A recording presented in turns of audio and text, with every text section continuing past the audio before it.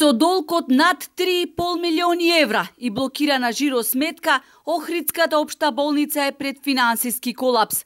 Удавена во долгови кои секојдневно растат, болницата не може да врши транспорт на пациенти на клиниките во Скопје, оти 6 возила за итни случаи не се регистрирани. Се крпарат позајмувајќи амбулантни возила од здравствен дом со кои оди екипа од болницата. А долговите ако не ги покрие државата, џабе ќе правиме. Ние како болница немаме да ги покриеме долговите. Колку се сега, дали имате постојано поварувања? Па имаме нон-стоп, сме блокирани, како нон-стоп, не само нашава болница, ми и Струга, и Битолската, Кумановската, сите болници, посебно ковид центрите.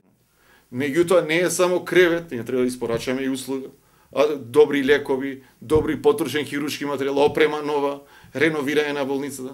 Како ќе зборуваме ние за здравство во 21 век со една-две респираторни машини?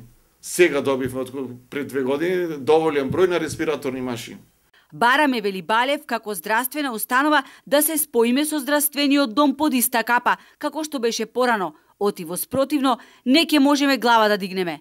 Покрај ресорното министерство, тој директно го прозва и фондот за здравство.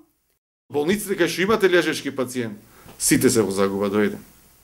Средствата кои што фондот не ги калкулира за една операција се смешни. Колку е тоа?